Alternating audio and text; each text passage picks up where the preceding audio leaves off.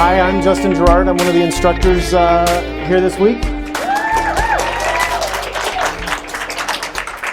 Thank you. Tonight, this is going to be a lot of fun. We're going to be doing drawing tonight for this opening demo, which seems fitting since this is about the creative portions of illustration and painting, the parts where your preliminary work, your setup work, the ugly phase, all the sort of mental gymnastics that you have to go through before you get into diving into color and actually having a nice painting, which is nice because all the other instructors will be handling the good parts later. We're going to get the horrible, ugly, terrible setup, the bones, the skeleton of the work. We're going to be working on that tonight. And this will also be pretty informal. We're going to be creating monsters. There's going to be a little bit of back and forth. I'm going to ask you guys for votes as we pick what we're going to do with the monsters and come up with ideas. So this is very informal. If you guys have questions, just shout them out as I'm working. And we're going to go from there. To start with, I am going to talk about the project that this is for, which is the Monster of the Month, which is fitting that it follows after Howard's talk about his 52 portraits in 52 weeks, because I had a similar issue where I wanted something that would keep me engaged over the long course and would improve my abilities. So I'm going to show some of what that project has turned out for anyone who hasn't seen it. And we're going to use the camera here to just to flip through some of this project that I've done. We've got about 50 of them so far, so it's really close with Howard's 52 weeks. I think I've got, instead of beautiful human beings, we've got horrible, ugly monsters. So we did something similar, but and his notes on it are remarkably close to what my own were on why I wanted to do this. And initially it was that it took me forever to get artwork done for clients, far longer than I wanted to be doing. So a character like this was taking me, 20 some odd hours to paint. And that just felt too long. So I wanted to set up a project where I would be doing one of these and try and get my working time down to about 5 hours. So from initial inception of the idea, little thumbnails, all the way to final colorized artwork was going to be 5 hours. That was my goal. And my first couple paintings were seriously 20 hours. So it took a long time. And only recently, really, this Mummy Minotaur was a breakthrough one. And I'm sorry, it's a little bit blurry here on the iPad, but this Mummy Minotaur, I finally got down to 5 hours. And this was about 16 months into the project. So it took a long time. And I wasn't as diligent as Howard. 52 weeks, are you kidding me? I'm doing these once a month. That's a commitment. But yeah, we've been going very strong. And like he was talking about having a community around you to support you doing this, I did something similar by committing to these on Patreon, where I would just, for one of the sub-tiers, do a high-res version of this plus a Photoshop brush set once a month. And it was something I wasn't sure if I could do it or not, but it seemed like, well, I've tossed my hat over the fence and now we have to deliver. And as it's turned out, we've never missed a month in the 2 years that we've been doing it, and it has been a lot of fun. And one of the best things I've ever done for professional development. So I can't help but underline everything that Howard said about how important it is to have these kind of projects that are your own to develop your own skills. So these are all pencil and digital. And real quick, I'll show you a bit of the process. I didn't have a video. And this is a very old iPad, so it likes to stay very, very slow. Ooh, it's kind of blown out. I hope that's coming through. With all of these, I start with an ink thumbnail and then do a pencil drawing based on that thumbnail. And then from there, use simple flat fills in Photoshop, simple shadow layers over that, color dodge, and then, or maybe I should just zoom in on these. That would actually be easier. So what we're going to be doing today is going through this ink thumbnail part first, and then how we turn that into the pencil drawing stage. Now, while this is only step 2 of 6 in this, it's probably it is the most important part. The design of your project influences everything else. And also what Howard was saying about shape and then value is absolutely true as being the premier portions of it. So we're going to be and really all of these shadow layers and color dodge layers, this stuff is, at this point I'm phoning it in. I don't really, once you've got a good pencil drawing, you've more or less foolproofed the rest of the image. And so what I'm going to be discussing here today is largely how to generate ideas from your imagination, number one. Number two, making those ideas from your imagination feel grounded in reality, real, tangible, something that this is a creature that might actually jump out of a swamp and kill you. That's what I want to be focusing on. Ooh, that's some inspiring.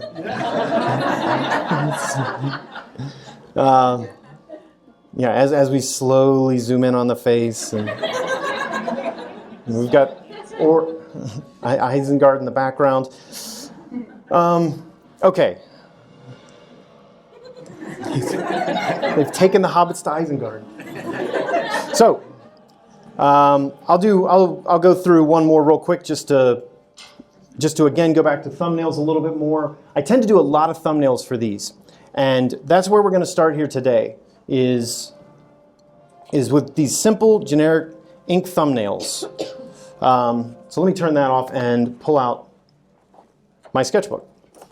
And this is something else Howard mentioned that is important for the artist, is just keeping one of these on hand with you as you travel, most of you, I'm sure, actually are probably opening your sketchbooks here right now. I'm preaching to the choir. But I love keeping a journal of all my ideas, random ones, good ones, bad ones. Maybe 1 out of 10 of these actually gets turned into a painting, but I love having them. Because as artists, I don't think we should ever be at a loss for what to paint next. There should be just sketchbooks next to you that, well, I don't know what to do today, and you pull it out, start sifting through. You've probably had some great ideas at some point, and you need to go through, and that would be the one to start on. So with this monster series, what I'm going to do today is one of these. We're just going to have a page of little thumbnails that probably to other people look like the scribblings of a madman. Yeah, today will be no different. It's going to look insane, and we're going to have a good time with it. Justin, is there any reason you do these in ink specifically and not pencil? Great question. Yeah, thank you. Ink, and really the worse the pen, the better, as far as I can tell. First of all, the cheaper the sketchbook, the worse the pen, the less I find that I am intimidated by the materials. If this is like some handmade in Italy with real leather and it's paper that they found in Da Vinci's actual studio, I will never draw on it. I'll put it under glass and it will simply stay there. But if this is something that's just barely held together, it's just napkins essentially with stapled into cardboard, and the pen is just 10 cents, it's nothing fancy, I'm more likely to just use it. So yeah, to follow that, I also use ink so that I can commit and just, if I don't like the drawing, I do it again. And I try and keep these down to just a few seconds. So there's no halftones, there's no midtones. It's either line or shadow, and that's it. This just helps you move faster. It helps you be more confident with your ideas. Because here's the concept behind it. You have an idea in your mind, and that idea is fleeting. It's only going to be there for a moment. And once you start committing it down, if you're trying to shade and get all the nuances of the drawings, parts of that idea become lost. And you get really invested in this new face, and your mind forgets maybe what you were originally drawing. But if you can get everything down in 60 seconds that you were thinking, you're more likely to have a full, coherent idea and remember everything that was in your mind. So as ideas come to me, I do try and keep it as fast as possible, and which is what we're going to do here today. To start, I've sort of established just a basic template for this whole Monster of the Month series, and it's just that a fictitious gaming client wants you to create a monster with human and animal characteristics. Maybe they're an NPC, maybe a playable character, maybe a mini-boss, maybe all of them. But that's where I'm going to begin. I have a couple ideas, and I'm going to sketch them out, and then I'm going to have you guys pick them. and a couple of them are actual ones that people have asked me to do. We'll start with one of those, which is the hippo hero. I get a lot of requests to do tattoos for some reason. And one guy has said he loves this Monster of the Month series. He's getting one of them tattooed already. I mean, that sounds pretty cool. But he wanted me to do a hippo. He was wondering, why haven't you done a hippo? I've wanted to have a warrior hippo as a tattoo. Like you do. I'm remiss not to have done a warrior hippo. So I told him I couldn't take any commissions at the moment. He wanted to do a commission. I couldn't take any commissions at the moment. I have a really important conference. Very important. Can't go. But if he's lucky, the people in the conference might pick his hippo, in which case he'll have a hippo. So we're going to try just a couple ideas for this hippo character, and I'll discuss different ways of drawing. And I will make maybe a bold assertion that there are only two true ways of drawing: massing and contour. And we're going to do both. Right now we're going to do massing, which is just trying to capture the shape of the character by, just putting in a bunch of circles and rough gestural lines to capture the mass of our figure. This is the first way.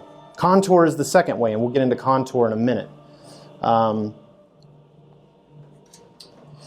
I know we'll talk about reference later, but if you don't know what a hippo looks like, how do you pick reference first? Never. Never. You have in your mind right now a version of a hippo, and if you were to draw it, it would probably, it's been a while since you've seen a hippo, or you only have a loose understanding of it, it might turn out like a narwhal or just a very fat dog. But that's your concept. And for me, I'm going to be far more interested in your crazy idea of what a hippo is to you than I am in a photograph of a hippo. And as soon as we see a photograph, most of us who have any education, especially academic education in art, are immediately going to fall into precisely gridding out everything and making sure that the hippo's just ever so slightly, and we're going to become completely redundant with the camera, which is great. It's a perfect exercise, but in this case, we're after the personality. And so, yes? I teach young kids art, and we call it, this is our creative brainstorming. Just like before, you would do this with your writing, you would just sketch out things really quickly, right? But in art, you just get down the first ideas, and that's what this concept is. That's why you don't really look at other things, right? It's you're just getting down your brainstorm. That's exactly it, yeah. And even if it's horribly wrong, you're still going to have really interesting ideas. And really, it's been a while since I've drawn a hippo, so these are probably all wrong. But that doesn't matter at this point. We have reference. We'll be looking at reference later. So we don't worry about too much of that right now. Right now, I'm mostly just wondering more about this character and just freewheeling as we go. His weapon doesn't matter so much, but I know he's a warrior. He's a hippo hero, warrior of some sort. Maybe he's got they're big, right? They're really big and they're really mean.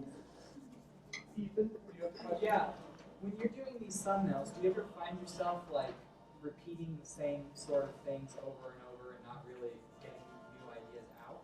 Yeah, and at that point, stop. You've probably hit it. Your first idea is often the one. And for me, I find that my first idea is 9 times out of 10 the one to do.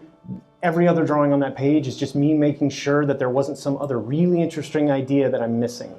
And so also, you may want to try different poses, different weapons.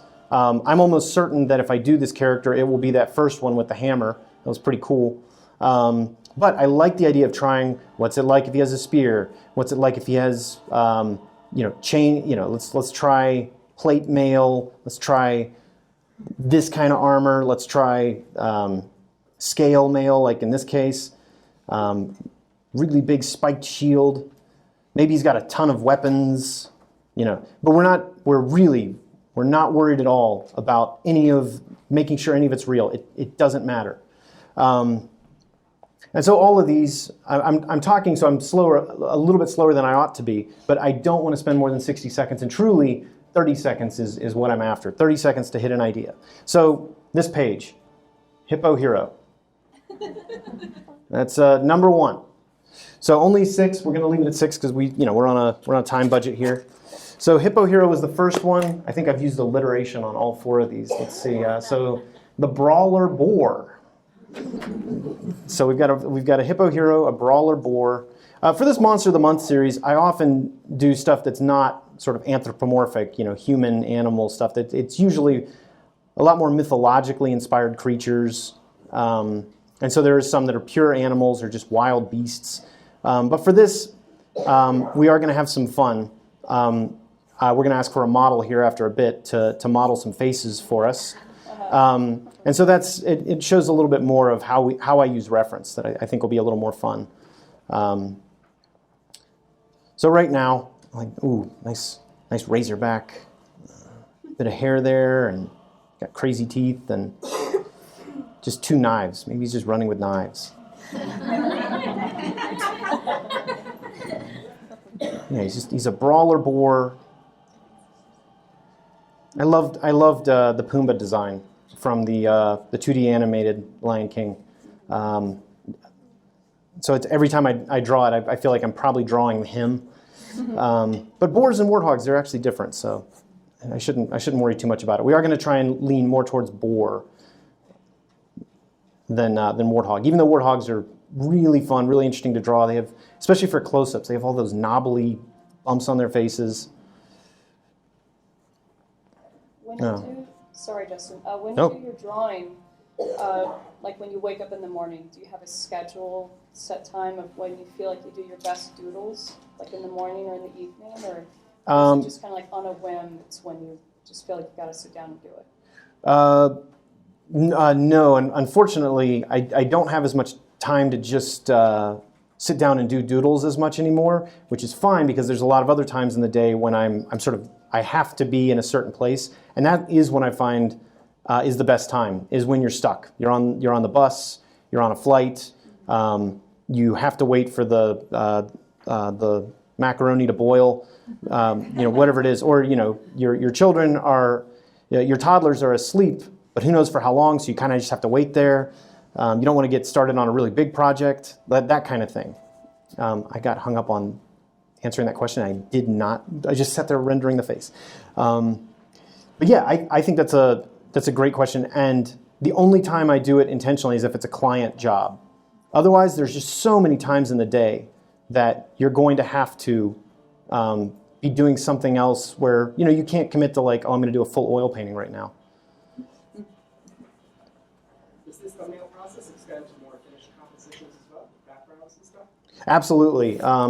Yeah, so I'll do, like in this one, you can see I did tons of notes and even different designs for these dragon heads. And then for these, I always, every scene that I do for a client or for myself, I do start out like this. I think the scheduling question, though, is a really interesting one. I read Stephen King's book On Writing, which has a great section on scheduling and how he feels that the human brain is more geared to do certain tasks during certain times of the day. And so he would do his correspondence in the morning as soon as he got up. Then he would do a nice lunch. And then after lunch, he would immediately get into his actual writing for the day. And then he found that his brain would be the best prepared to do that at that time. So I do try and organize my day like that. And I would love to tell you that that's exactly what I do now. But Annie and I had twin boys a couple years back. And so anything we tell you about schedule, don't believe it. In 2 weeks, it'll be completely different. When are you most productive? After midnight. Yeah. Unfortunately, I've not had a chance to be up after midnight in several years. Once those boys go to sleep, I'm just, all right, it's time. I'm done. I'm done for the day. But I used to love working after midnight because, hey, you're getting, nobody's going to bother you. But right now, starting at 9:30, you just start working.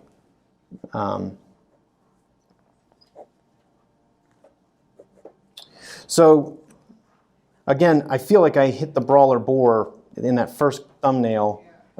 So I try all these other ones. Nope, nope, no, no. You're dead to me. That first one was the best one. In fact, let's go back and just go ahead and star that guy. No, no, no, no. So yeah, so you've got your brawler boar and our hippo hero, and now the next one is the traitor toad. I told this story. If you show of hands, anyone who was at the demo at BYU, anyone? All right, we got a couple. So you guys have. Oh, hey, good to see you. So the traitor toad came up there as well during that demo.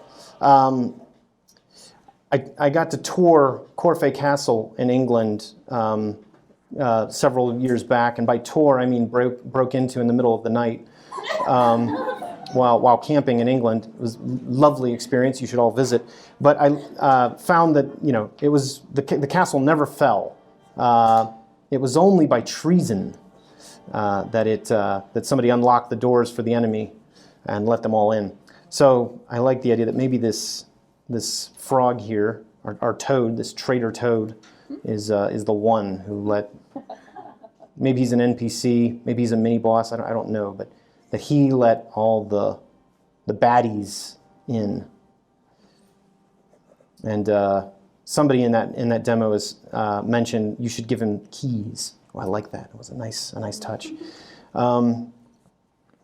But let's try a couple other poses. Do you like to draw with music in the background? Yeah, that's a great question. When I'm doing conceptual work, I almost always have music, and often it's soundtrack music, no words. Whereas when I'm rendering, it'll kill me. It'll put me right to sleep. And so when I'm rendering stuff, I always have audiobooks or podcasts or something, because it's just boring. You're just coloring and coloring. And I know you're supposed to be mentally engaged and like, oh, every new brushstroke is a story all of its own. And I know. It's not, though. It's boring. This is the fun stuff, getting to like dream up all this stuff. This is easily the most exciting part of the whole process for me. And so, I definitely need something to keep me going. And the best are those long-form histories. Oh, the history of Rome. Yeah, 60 hours of it. Hit me with it. I need something to keep me going. Maybe long arms. It's a little bit. And maybe he's still got the keys. Yeah. There we go. Some kind of royal hat of some sort. All right, this guy's only getting 3. I know you're not it. I don't know which of these two it's going to be, though. All right, so we got to vote for the hat. Everyone, hat? No hat? Hat. All right, hat it is. All right, you're out, buddy. All right, the last one is, let's see, what is my last one? Is Yuri the yak. So I couldn't alliterate with yak. What's a good alliteration with yak that fits with this? Otherwise, it's Yuri the yak, and he's just a yawning yak. That's pretty. The yak. Yodeling yak. What was that? The yoga yak. That's not intimidating. Nobody's. I'll be honest. I don't know what a yak looks like. So, but to Dan's comment, shouldn't you use reference? Yeah, probably. This would be. Or yucky yak? Yucky yak, yelling yak. These are all really good. I do like yucky because this is going to be a gross beard. He's going to have it's got food in it. Yeah, food, and he's a vagrant beard, and Justin, let's make a quick announcement. Yeah, go for it. The food will be out until 8, and they also brought some drinks in. So if you want a water or soda, or they've got a few things back there. So you have about a half an hour if you want to get a little more to eat or get one of the drinks. Thank you. Yeah. Let's give him. He's just deranged. He's just jumping in. Ah! Yowling yak. Ooh. Which pose for this leg? I'm gonna go with that, but it probably is the wrong leg. Let's try a couple different poses for that leg, because I feel like this is the right one. He's just full, just berserker, deranged yak.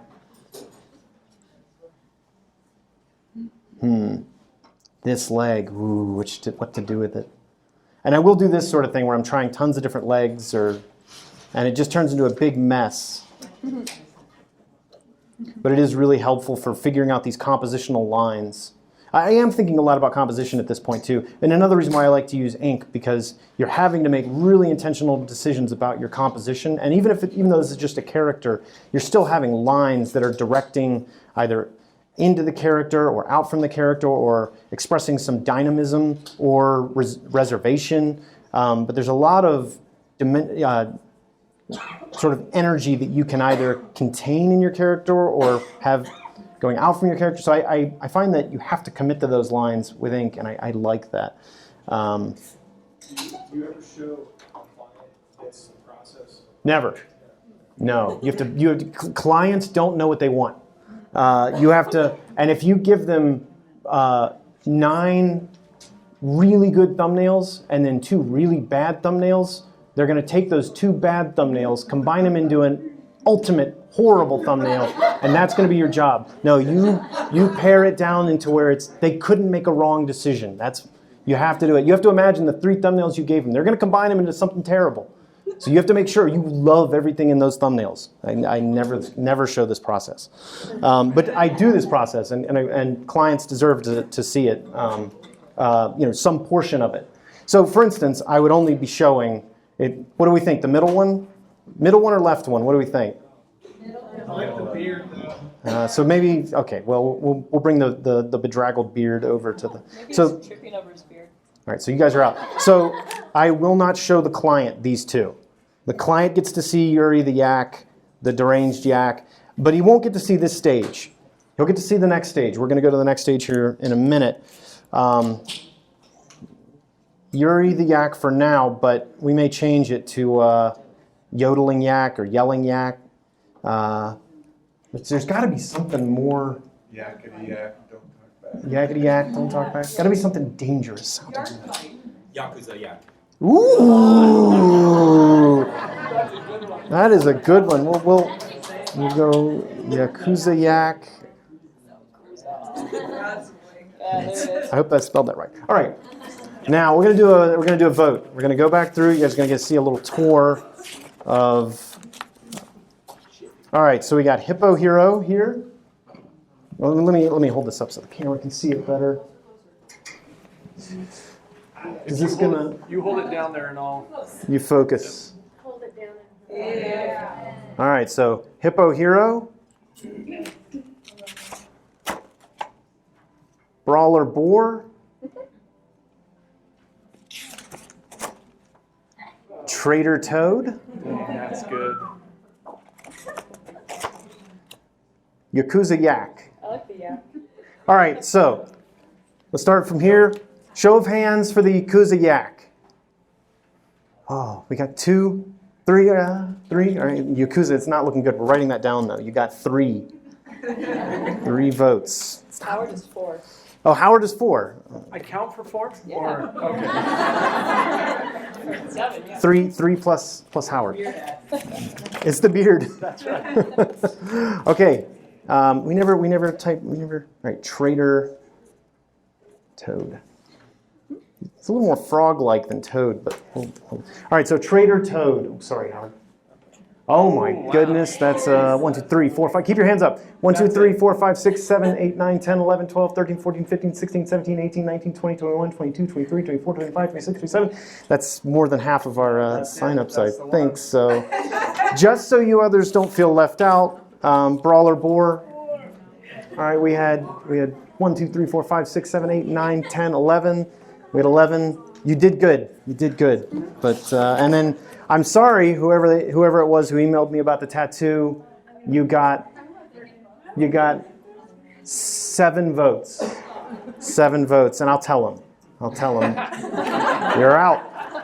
You didn't make the cut. Sorry. All right. So the Trader Toad.